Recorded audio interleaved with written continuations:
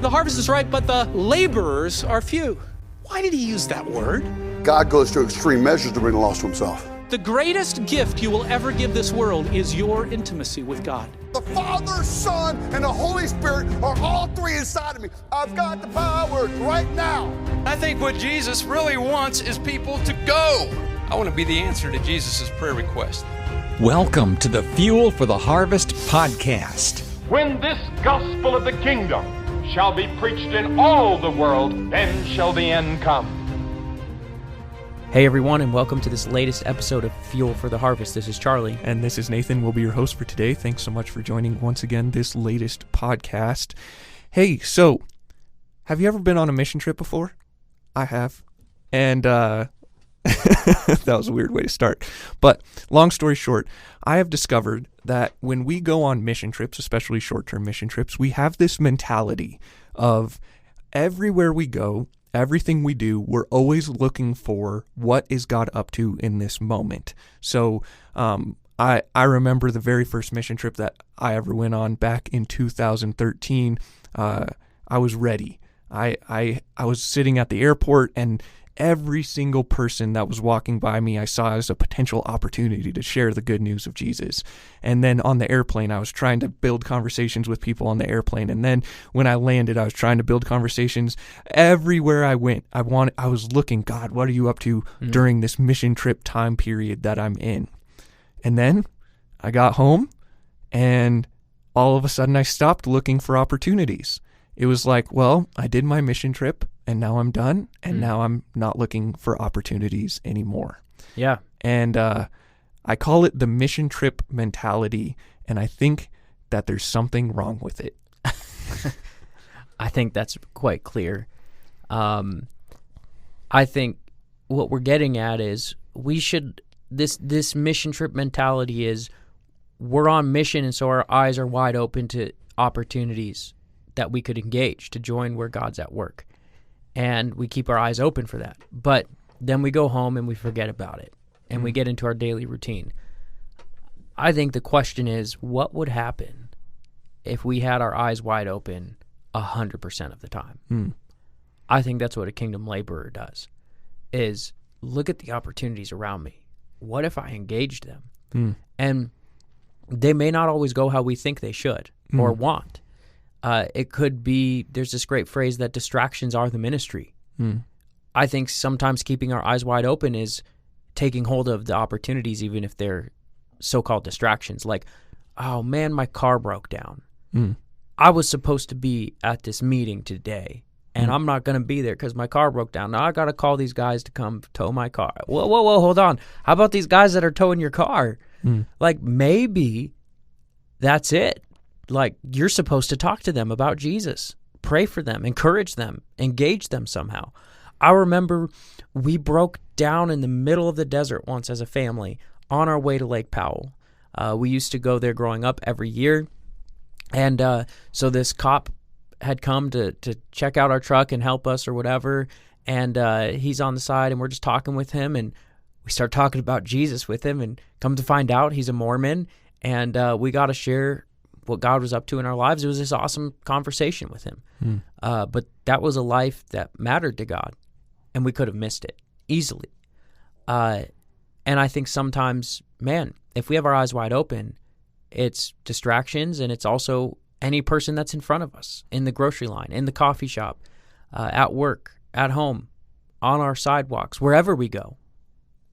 There are people and there are opportunities, and will we have our eyes wide open to see them and seize them? It's like what Jesus said to his disciples in John. Open wide your eyes. Like, look around. The fields are ripe for harvest. Open your eyes. Look around. There's opportunity everywhere. Yeah. It reminds me of what Paul says, make the most of every opportunity because the days are evil, right? Like, there is this extraordinary need around us everywhere we go, every moment of every day. And what if we approached our everyday life in the same way that we approach going on a mission trip? What if we were looking for the opportunities that God was bringing our way? What if we were looking for open doors and open hearts and open conversations? What if we were being intentional about seeking those things out? Imagine the impact we could have for Jesus. And when I always think of this in terms of making the most of every opportunity. The most of some opportunities is simply a kind comment. The most of other opportunities is prayer. The most of other opportunities is preaching the gospel just right then and there. The most of other opportunities is leading somebody to Christ. So I always think to myself, Lord, I just want to do what you want me to do in this moment right here and now. What is it that you're calling me to do? And I'm going to go as far as the conversation will allow me to go, and then be okay with wherever it ends up. Yeah, there's a great quote by Jim Elliot. So Jim Elliot was a missionary who, just in the last generation, in the 1900s, right? He launched down to South America to go to the Amazon to reach an uncontacted tribe, a dangerous tribe that speared people to death. They killed each other all the time. And God called him and his family and his friends and their families to reach these people.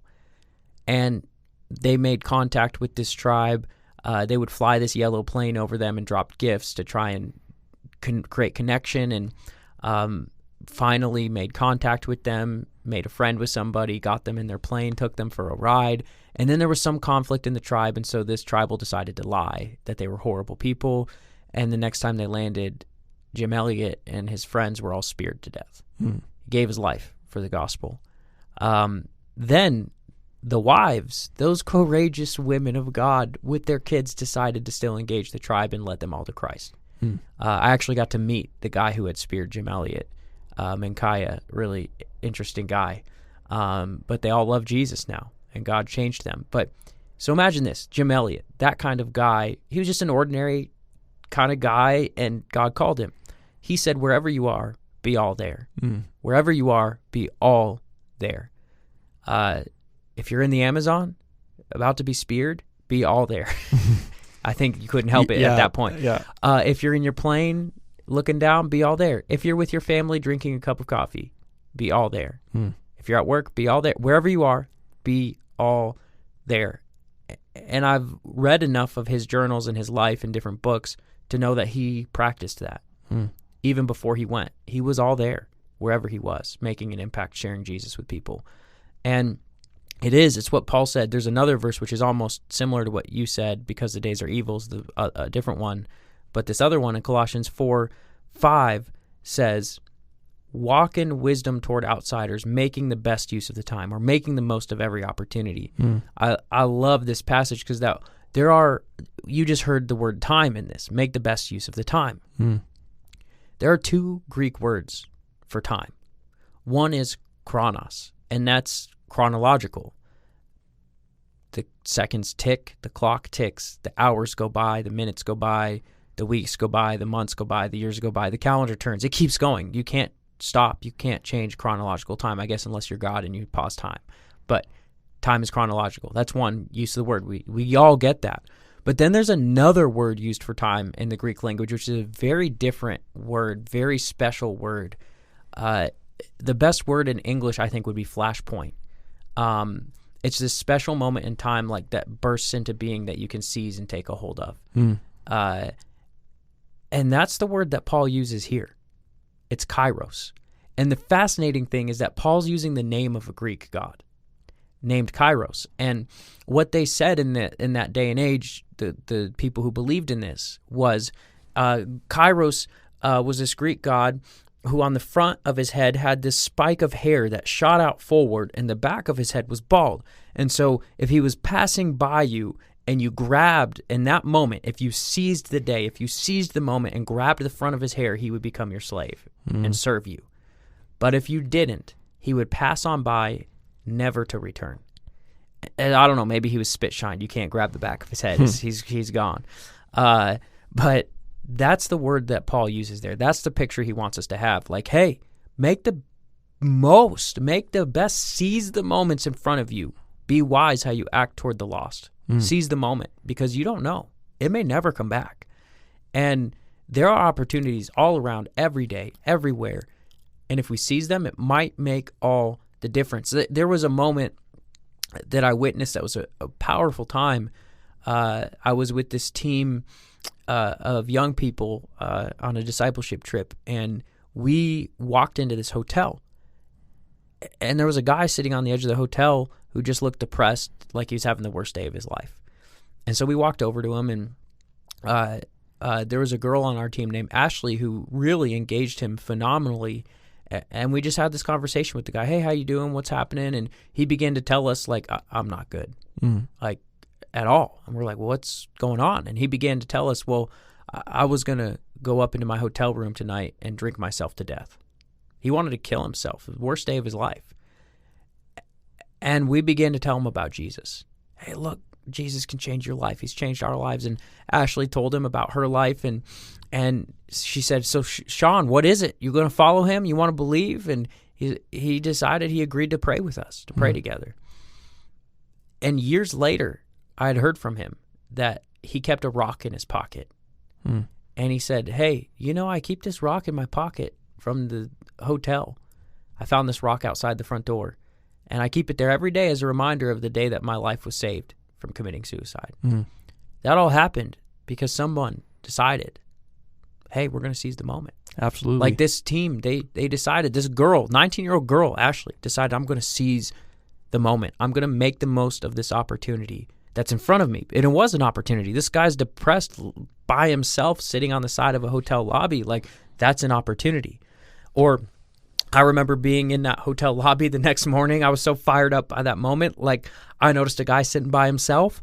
I went and sat with him that morning for breakfast and just started talking with him and asking him about his day and telling him about Jesus. Like, that was an opportunity. You never know where the opportunities are. They're everywhere. Absolutely. I mean, it can't be overstated. The opportunities are everywhere.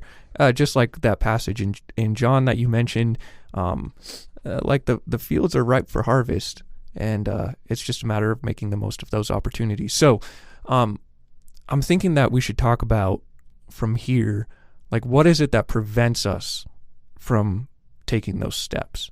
And I think one of the things that prevents us is a sense of what we've talked about in a previous episode, which is we're so burned out and so stressed out and so tired that we have no bandwidth to engage with the people around us. So instead of having eyes out for whatever God might be up to in any given moment, we're preoccupied with the task at hand. So we're thinking to ourselves, well, I have to get to this meeting. Like you said, the distractions are the ministry.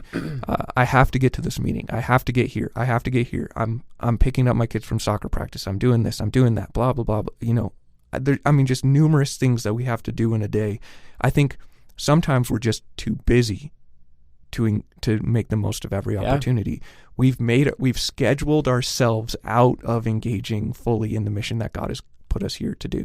I think sometimes we're just blind. Yeah. Like, we don't flip the switch to say, hey, open my eyes, look around, pause for a second.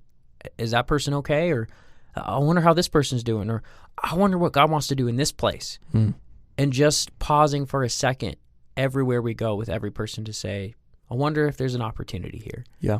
And seeking that out. Opportunities don't open themselves up, Right. I've discovered, for anything in the kingdom. There's this great verse in Matthew, depending on the translation. The older Amplified has this translation specifically, but the kingdom is forcefully advancing, and forceful men lay hold of it. It's like, you got to take hold of it. Yeah. It's in front of you everywhere. Just like Paul said, make the most, like, seize the opportunity. If you don't, it will just pass by. Right. I think another one is that we feel ill-equipped.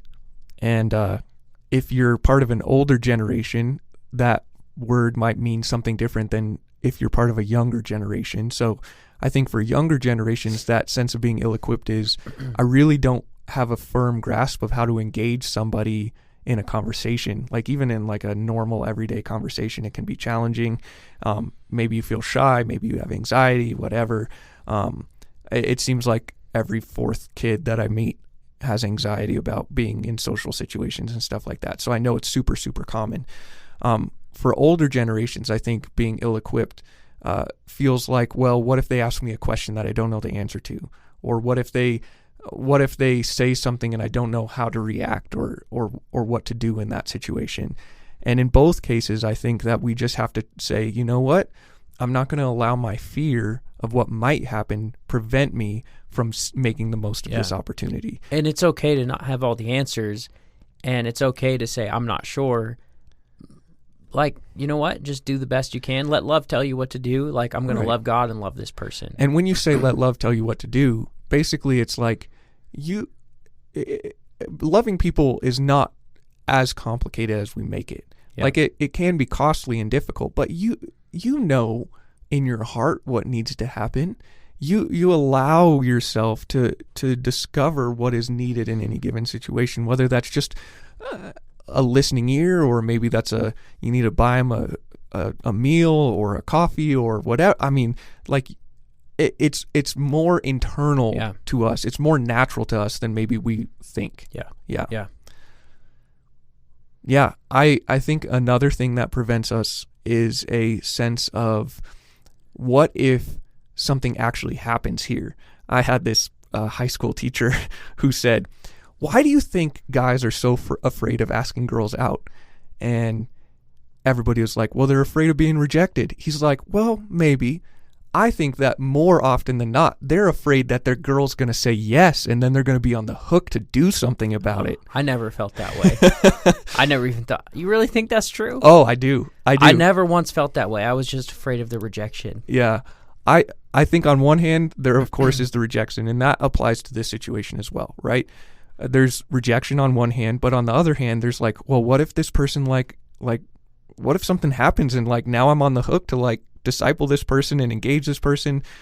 And let me just tell you, in both cases, that's the easy part for me. There's I'm like, even in that, I'm afraid of the rejection more. In both cases, there is joy. Yeah. There's joy in like even someone angrily rejecting you because you got to experience what it means to follow Jesus. And there's joy in watching someone decide to follow joy that you've never experienced before in watching somebody decide to follow Jesus if you've never watched someone, or if you've never led somebody to Christ. It's this amazing, life-giving, it's kind of like a drug a little bit. Like, you're like, man, I want to feel that again. Yeah, it's true. I think that really does cover why we miss these moments, why we don't seize them. We don't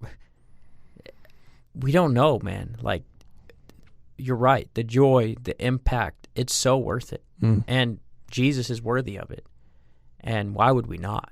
Absolutely. I think there's no reason not to keep our eyes open, look for the people around us, say, God, what are you doing? How can I join you? How can I love people? How can I proclaim who you are? Right. Every day, everywhere. And I think it comes down to having this uber awareness of God's presence with us. Like, you plus Jesus is a toothpick duct tape to a lead pipe. Anything is possible when you have You're the Jesus. toothpick, by the way. Yeah. And he's Jesus the lead is pipe. the lead pipe. It's you're not going to be bent or broken when you have Jesus with you. And I think that's part of what it means when Jesus is talking about being salt and light in this world. Like, wherever you go, whatever you're doing, you are representing Christ. Your hands, your feet, your words, your actions, everything about you is representing Christ, and it should be representing Christ. And hopefully what you'll discover is that the more you represent Christ, the more you just let yourself love other people and care for other people and see other people and engage with other people, the more you're going to see opportunities to see people decide to follow Jesus. I'm often struck by people who are like, yeah, I've never led somebody to Jesus. And I'm like, okay, there's dozens of possible reasons for that, but I suspect that a reason at the top of the list is that they're simply ignoring the opportunities that are right in their face every single day. Yeah, I think it comes down simply to see beyond our clicking minutes and seize the moments God has for us. And we could overcomplicate it, but it's really not that complex. Open your eyes, look at the people around you, and say, how can I show or share Jesus? That's it. And seek to do that. And do it with a mighty amount of prayer under your breath. Yeah. And don't ever neglect to recognize that Jesus is the one doing the heavy lifting. Like, he's the one who can change somebody's heart. And it's his burden that's light that we talked about recently on another episode as well. His burden that's light. I often find myself praying two prayers. One is a prayer that the president of our ministry often encourages others to pray, which is, I can do all things through Christ who gives me strength. Call it the 10-finger prayer. And the second is... If you're like, why is that a 10-finger prayer? There's because 10 words. I can do all things through Christ who strengthens me. 10 words. Yeah. The second prayer that I often find myself praying is, Lord, please do the heavy lifting that I can't possibly do. Like, I know that I'm not God's gift to humanity. I don't know what to say in every situation. Can you please give me wisdom in this moment? Can you please help me to know what to say, what not to say? Can you please be at work in the heart of the person that I'm about to engage with, to open them up and maybe even have them ask me a question about Jesus? How great would that be? That I don't even have to start the conversation. They start the conversation. How amazing. Yep. And at the same time with that, I believe it is our job to start the conversation. Oh, yeah, of course. I always love when others do, but we can't use that as an excuse to not engage. Yeah. I always find myself praying, Lord, use me, and Lord, please show up. Yeah. Lord, use me, work through me, and please show up. I'll be sitting with somebody sometimes praying like, God, please show up. Please show up. Please do it. And he does. Oh, yeah. And he changes lives, and it's exciting. It is. It's very exciting to be a part of it. Well, let's keep getting after it for the kingdom, seizing the moments in front of us, making the most of the time, making the most of the opportunity, being wise, how we act among those who don't know Jesus. Thank you guys for joining this episode of Fuel for the Harvest. God bless you, and see you next time.